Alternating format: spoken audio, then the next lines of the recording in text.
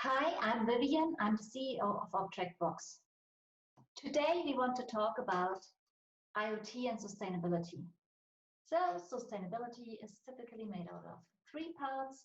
One is economic sustainability, environmental sustainability, and of course, social sustainability. When we look at this picture, we are, I think, all in agreement.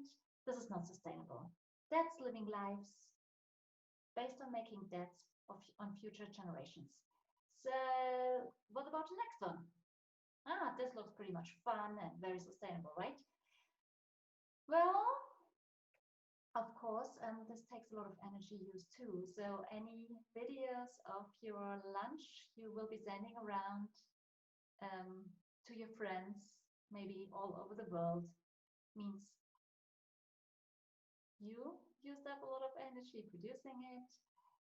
You need to transfer it via the network, which is a lot of infrastructure and energy use again, and it's probably then stored in some central cloud infrastructure instance and will constantly be using up energy as long as it's not deleted, at least. So this is probably not as sustainable as it looks. In fact, there are already more things connected to the internet than people, and this number is growing. It will be more than 30 billion devices in the next couple of years, and we will be creating more than 4.6 trillion gigabytes of data each day. And that's when it gets challenging. It is estimated that by that point in time, about a quarter of electricity use will be by huge central data centers. But of course, there's more to those connected things and the growing number of IoT devices and data volumes, because we see a lot of really good IoT applications coming out that actually help us leading a more sustainable life. For example, in lighting. Chicago is a city that has implemented a smart IoT-based lighting system for public lighting, and it reduced costs by $10 million per year just on that. Or if you take London, London is expected to be saving 70% of public lighting energy use just by implementing a smart IoT-based lighting system. We see applications about water usage. If you think about big landscapes, there's a lot of water used in order to for watering, of course, and because this is typically done on a regular schedule, you can save a lot of water and actually benefit the landscape by using smart watering applications that basically water based on the current state of the soil, humidity, temperature, and all these environmental conditions, and it helps save a lot of water.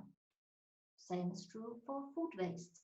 With smart food waste reduction applications, today we can ensure that from leaving the farm to actually being sold in a store, the food is always kept at a certain temperature.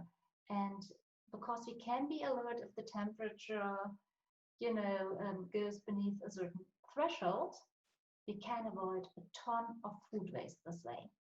And this, of course, needs power too. So in order to make these applications sustainable, central data infrastructures actually might be a problem.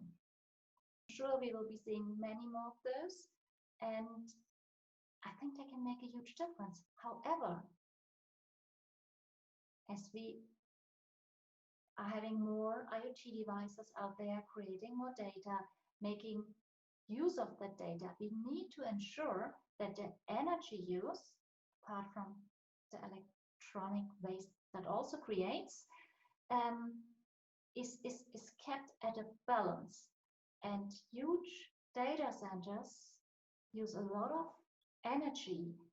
They are typically used to store a lot of data that's never used, And there's a lot of wasteful data transfer going on too. So this is something we need to pay attention to. To make this a little bit more practical, look at 1 gigabyte of data.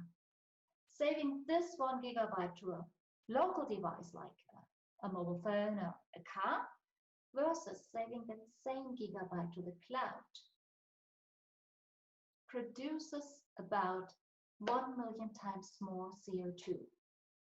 And I think this makes clear why we really need to pay attention to the computing paradigm behind this really beneficial IoT applications and just generally behind all our digital lives.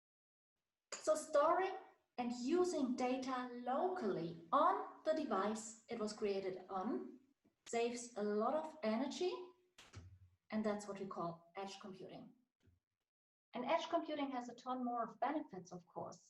So because you keep data locally and you can use it in a local environment, it means your application works also when it's offline. It works anytime, any place, independent of an internet connection. Data that sits on your local device is typically more challenging to hack and less attractive. And even if compromised, it's one data set, but it's not like when a central server is hacked where they have millions of data points, millions of users. And then there's bandwidth limitations, which really is a hard cap for any of those great IoT applications we want to be using, because the current bandwidth would not support sending around those data volumes, even taking into account that, of course, the infrastructure is being extended. Another important benefit of any edge application is that you can get real-time response rates. If you don't need to have the round trip to the cloud and back, of course, a device can respond much faster. At the same time, of course, your cloud costs or mobile networking costs go way down if you don't send data around unnecessarily and don't store it in a central instance. You don't need to pay for that. And all of this already adds to sustainability. But of course, bottom line, energy use and CO2 emissions are reduced. This is why ObjectBox empowers edge computing in mobile and IoT. But edge computing is nothing new. Basically, all we are seeing is a shift back to decentralized computing, which we have seen happening before, and it's just a normal shift occurring. And it needs new technologies just for the reason that this time we are going down to really small, restricted devices, and they have special requirements.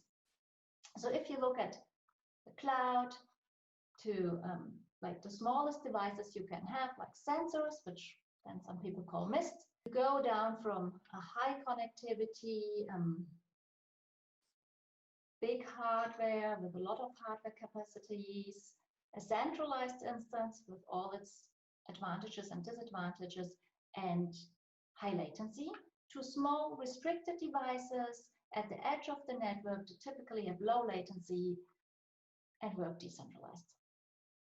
Of course, edge computing is only a small puzzle piece of sustainability. Nevertheless, edge computing is sustainable, it is resourceful from an economic perspective, an environmental perspective, and a social perspective.